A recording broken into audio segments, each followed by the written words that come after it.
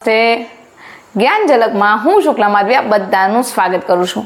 મિત્રો આપણે વાત કરતા હતા કે ઇન ફ્યુચર તમારી શિક્ષકોની ભરતી પરીક્ષા હવે પૂર્ણતાના આરે છે, એટલે મેન્સ પરીક્ષા જ બાકી છે અને ટેટ પરીક્ષાનું પણ ટૂંક સમયની અંદર જાહેરનામું છે બહાર પડવાનું છે। પરંતુ હાલ આપણે વાત કરીએ તો બે આચાર્યની ભરતી કસોટીના સંદર્ભમાં મેં અગાઉ માહિતી આપેલી હતી, આપના દ્વારા એમને બહુ સરસ રિસ્પોન્સ આપવામાં આવેલો છે, બદલ આ બધાનો પહેલા તો ખૂબ ખૂબ આભાર। વાત કરવી છે હવે આજરોજ પ્રકાશિત થયેલા મુખ્ય શિક્ષકના જાહેરનામા સંદર્ભે। આમ તો શનિવારના રોજ મિત્રો અપડેટ આવી ગયું છે, કારણ કે શનિવારે જે નોટિફિકેશન છે મુકાઈ ચૂક્યું હતું વેબસાઇટ ઉપર।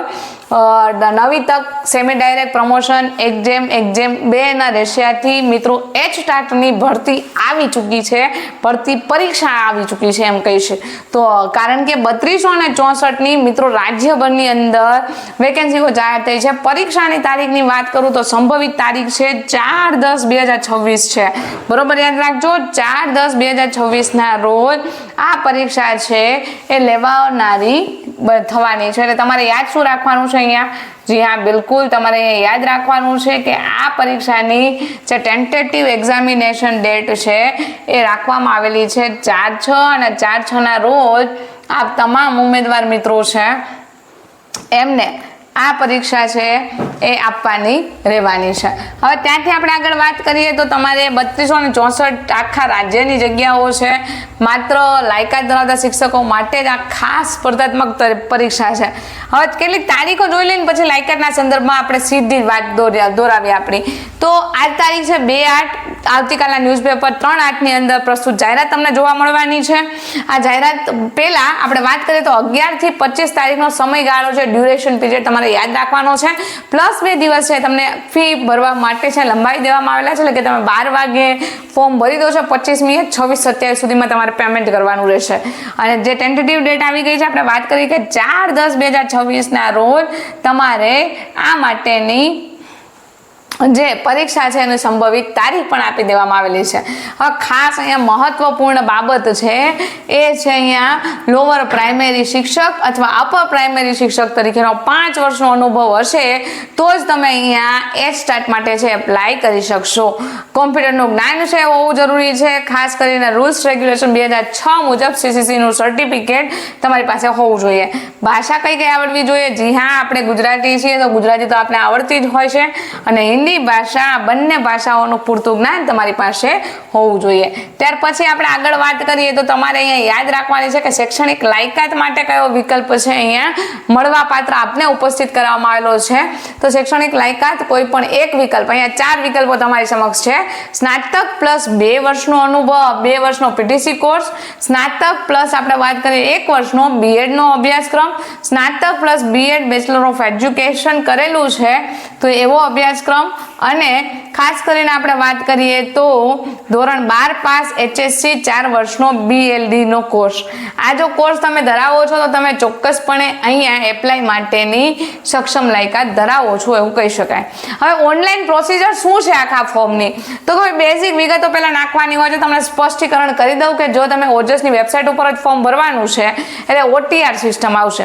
OTR સિસ્ટમ એટલે વન ટાઈમ રજીસ્ટ્રેશન। જો તમે એકવાર રજીસ્ટ્રેશન કરાવી દો છો, ભવિષ્યમાં કોઈ પણ આવનારી ભરતીની અંદર તમે માત્ર તમારો કન્ફર્મેશન નંબર જે OTR નંબર છે એ તમે નાખશો અને બર્થ ડેટ નાખશો એટલે આપોઆપ તમારા ફોર્મની ફી ફૂલ વિગત ભરાઈ ગઈ હશે। બીજી વાત કરીએ તો ફોટો અને સહી અપલોડ કરવાની રહેશે OTR વખતે પણ।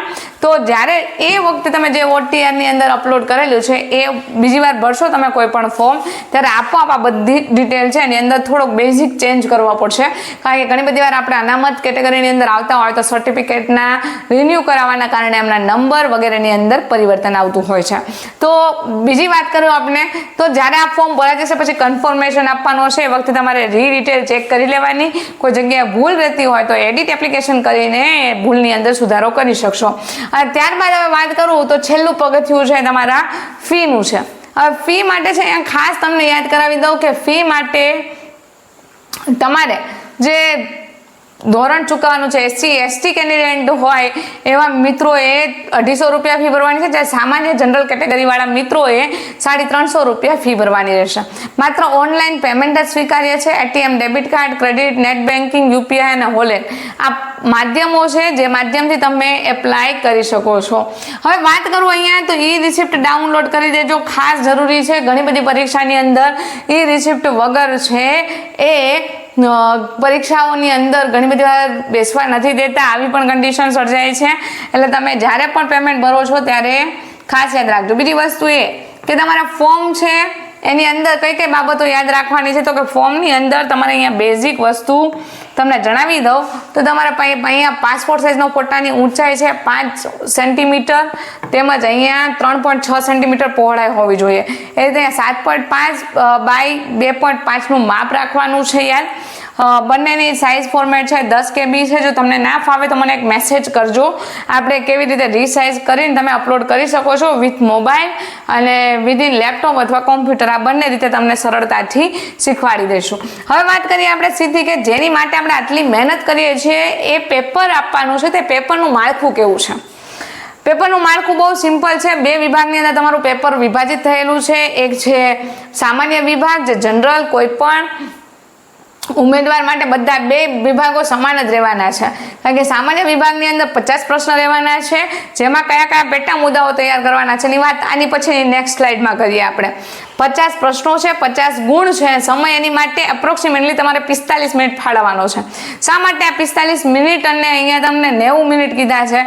તો કુલ તમને પરીક્ષાના સમયગાળા દરમિયાન અહીંયા જે ટાઈમિંગ મળવાનો છે ને એ આ ટાઈમિંગ છે. 135 મિનિટ તમને મળવાપાત્ર થવાની છે. હવે 135 મિનિટ તમને મળવાપાત્ર થતી હોય તો તમારે અહીંયા જે 100 પ્રશ્ન પૂરા કરવાના છે ને એની માટે આપણે 90 મિનિટ ગણવાની છે ગણતરીની અંદર. પછી એ પ્લસ માઇનસ તમે કરી શકો. જો તમારે આ વિભાગ પહેલા પૂરો થઈ જતો હોય ને આમાં થોડાક પ્રશ્ન તમને પેચીદા લાગતા હોય, જે ટાઈમ કન્ઝ્યુમિંગ છે, તો નથી આવડતા, તમે થિંકિંગ માટે રાખેલા છે, તો તમે બંને વચ્ચે છે માર્કિંગની અંદર બંને વિભાગની અંદર વધઘટ કરી શકો. શા માટે એવું કહું છું? તો કે તમને કન્ટિન્યુઅસલી 135 મિનિટ સળંગ મળવાની છે. એવું નથી કે પહેલા 45 મિનિટનો પેપર પૂરો થાય પછી વચ્ચે બ્રેક આવે ને પછી તમને બીજું પેપર મળે. 2 પેપર ભેગા છે, બરોબર છે? એટલે કે આ વસ્તુ માઇન્ડની અંદર ક્લિયર રાખજો. ત્યાર પછી મિત્રો આપણે વાત કરીએ હવે કે અભ્યાસક્રમ શું રહેવાનો છે. તો અભ્યાસક્રમને 3 વિભાગની અંદર વિભાજિત 6 વિભાગની અંદર વિભાજિત કરેલો છે સામાન્ય પેપર માટે. અને આ સામાન્ય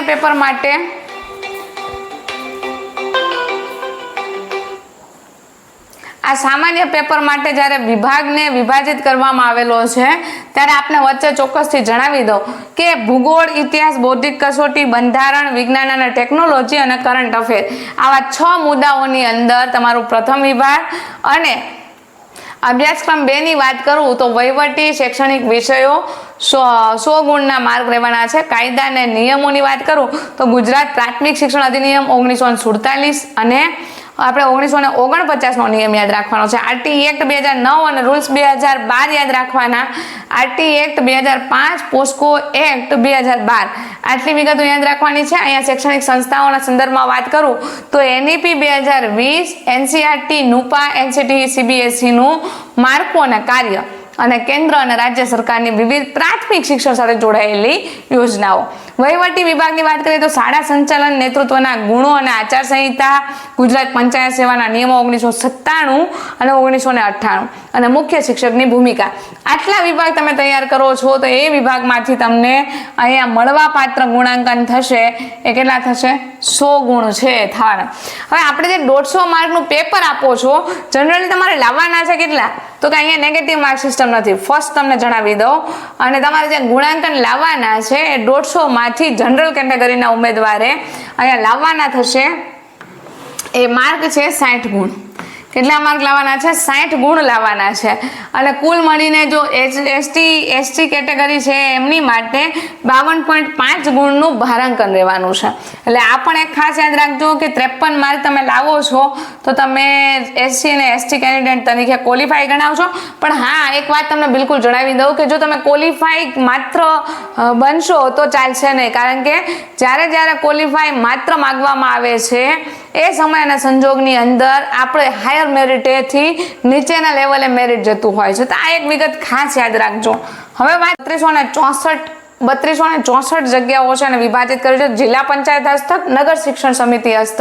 આ બંને શાળાઓના તફાવતની વાત કરીએ તો જિલ્લા પંચાયત અંતર્ગત 3125 જગ્યાઓ, નગર શિક્ષણ સમિતિની અંતર્ગત 138 જગ્યાઓ છે. જે પૈકી આપણે વાત કરીએ તો બિન અનામતની અંદર 2532, એસટીની અંદર 515 અને એસસી કેટેગરી માટે 217 જગ્યાઓ મિત્રો અહીંયા ફાળવવામાં આવેલી છે. હવે આપને જણાવી દઉં તો સૌથી વધુ જગ્યા, જો આટલી જ જગ્યાઓ છે એવું નથી કહેતી, પરંતુ સૌથી વધારે ક્યાં જિલ્લાઓની અંદર જગ્યાઓ રહેલી છે એની વાત કરીએ તો સૌથી વધારે દાહોદ જિલ્લાની અંદર વેકેન્સી બોલે છે. 317 જેટલી જગ્યાઓ છે દાહોદ જિલ્લાની અંદર. કચ્છની અંદર 209 જગ્યાઓ છે. પંચમહાલની અંદર 204. વાવ-થરાદની વાત કરું તો 163, જે આપણો નવો 34મો જિલ્લો જાહેર થયેલો છે. અને ખેડાની અંદર વાત કરીએ તો 160. હવે આ બધી જ દર્શાવેલ જગ્યાઓ છે પંચાયત આધારિત જગ્યાઓ છે, એ પણ ખાસ નોંધી લેજો. હવે પરીક્ષા પછીની પેટર્ન શું રહેવાની છે એની વિશે વાત કરી દઉં તો પરીક્ષાની મેરિટ લિસ્ટ તૈયાર થવાનું છે. જે પ્રમાણની અંદર જગ્યાઓ તમને વધઘટ કદાચ થાય એ અનુલક્ષીને મેરિટ યાદી મુકાશે. પાર્ટ એ તમને બંને યાદી જોવા મળશે, સફળ થયેલા ઉમેદવારની અને નિષ્ફળ થયેલા ઉમેદવારની પણ. અને અંતિમ નિમણૂકનો જે મેરિટ ક્રમાંકની અંદર આવતા હશે ખાલી જગ્યા અનુસાર અને કેટેગરી વાઇઝ એવા મિત્રોને નિમણૂક ઓર્ડર પણ આપવામાં આવશે. હવે ખાસ જો આ ભરતી પ્રક્રિયા ચાલે ને ત્યાં સુધી તમારે એક વસ્તુ યાદ રાખવા જેવી છે, આ બંને વેબસાઇટ. શા માટે એવું કહું છું તો કે અહીંયા તમારા અભ્યાસક્રમની અંદર કોઈ લાયકાતની અંદર સુધારો આવે છે, કોઈ અનુભવની અંદર વિષમતા જણાય છે, તો એ સંદર્ભે વારંવાર એસીબી વિભાગ દ્વારા છે નવી અપડેટ્સ મૂકવામાં આવે છે. તો એ અપડેટ્સ મુકાય છે ત્યારે આપણે શું કરશું તો કે પ્રસ્તુત જે વેબસાઇટ છે આ વેબસાઇટની મુલાકાત છે આપણે લેશું. acb.exam.org ની ઉપર ફોર્મ ભર્યો પછી તમે નિયમિત ચેક કરતા રહેવાની છે. એનું ફોર્મ ક્યાંથી ભરાશે તો કે ઓજસ ગુજરાત government.in ની વેબસાઇટ ઉપરથી ફોર્મ ભરાશે. તો મિત્રો આ હતી એચસ્ટાર્ટની માહિતી. જો આપને ગમી હોય, આપને વિડીયોની અંદર એક માર્ગદર્શન મળી રહ્યું હોય કે આખા ફોર્મની જે પ્રક્રિયા તમે ભરતી પરીક્ષા આપો છો તો ક્યાંથી કઈ રીતે રહેવાની છે, તો વિડીયોને લાઇક કરી દેજો, આપના મિત્રો સાથે અચૂકથી શેર કરજો અને જ્ઞાન ઝલક સાથે જોડાયેલા રહેવા માટે સબસ્ક્રાઇબ ચેનલ અને ઓલ આઇકોન પ્રેસ કરજો. Thank you so much.